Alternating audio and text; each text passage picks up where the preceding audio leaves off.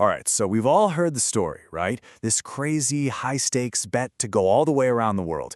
But here's the thing. What if the secret to winning wasn't about a faster train or a speedier ship? What if it was something else entirely? 80. That's the magic number. 80 days. Can you imagine? That was the challenge, thrown down in 19th century London. The goal? Circle the entire globe in just 80 days. Seemed absolutely impossible. Because buried inside this legendary race against the clock is this amazing scientific twist. It's so clever, so elegant, and it changes everything. This is the story of how a trip around the world was won, thanks to a day that no one even bothered to count.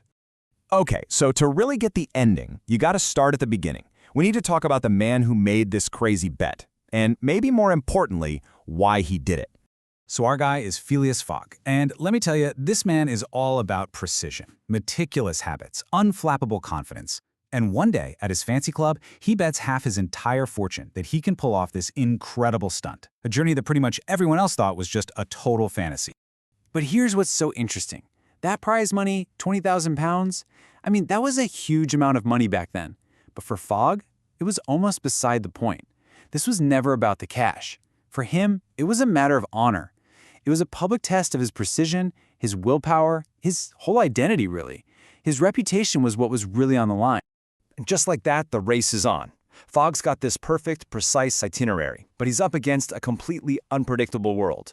He and his loyal valet, Passepartout, take off. But yeah, the world had other ideas. I mean, this trip was anything but smooth. They're hit with one problem after another. In India, Fogg does this incredibly brave thing. He rescues a young woman named Auda, but it costs them precious time. Then, in America, their train gets attacked. And then, just when they're almost home, a detective who's been chasing them wrongfully arrests him. It's like, come on! It threatens to derail the whole thing right at the finish line. And this is what's so amazing about Fogg. The world is just throwing pure chaos at him, right? But he is the calm eye of the hurricane. It didn't matter if he had to hire an elephant or literally buy a steamship on the spot. His cool head and clever problem-solving just never, ever cracked. But, even for a guy like Phileas Fogg, there's a breaking point. He's beaten every physical challenge thrown his way. But now, he's up against the one thing he can't outsmart, the clock. Or so it seems. So they finally get back to London. And then it hits them, this absolutely devastating realization. According to Fogg's own perfect, meticulous math, it's day 81. He missed the deadline by a single day. He failed. The bet, his money, his honor, it's all gone. And for the first time, that famous composure, it finally cracks.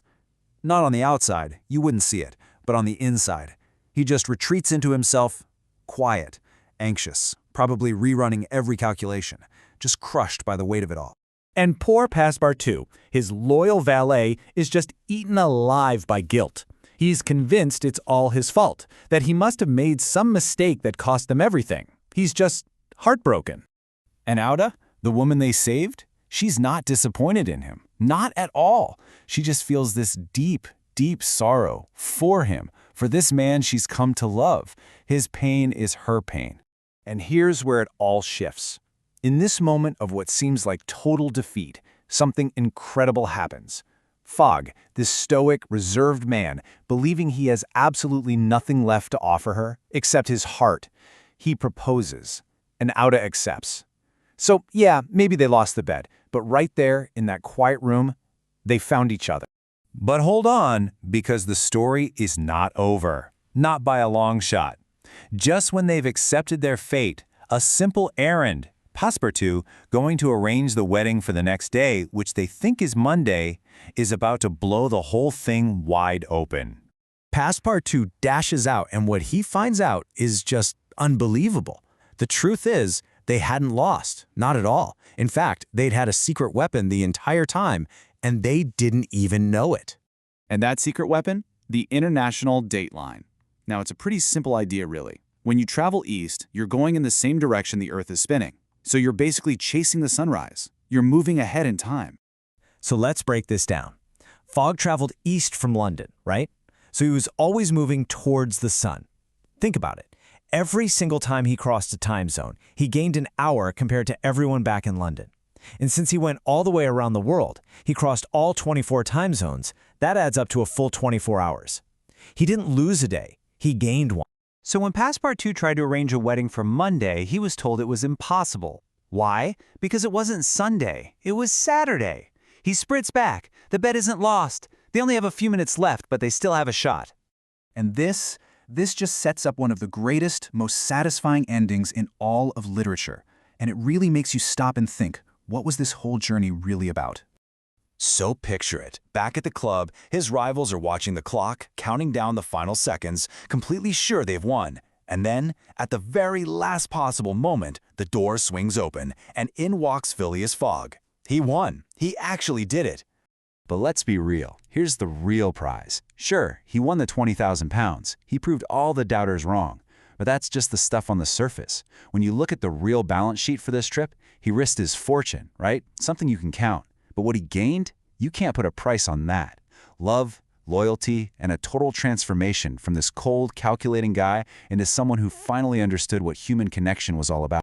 And that's why the saying, all's well that ends well, is just so perfect here. It's not just that he won the bet. It's that all the chaos he spent his whole life avoiding, the missed connections, the crazy detours, the attacks, that was the very stuff that forced him to change, to open up. It allowed him to win a life that was so much richer than the one he started with. So it really leaves you with a final thought, doesn't it? What was the bigger victory here? Was it circling the globe in 80 days? Or was it the unexpected discovery that the journey, with all its messy, chaotic, beautiful human moments, was the real prize all along? Which win really mattered more?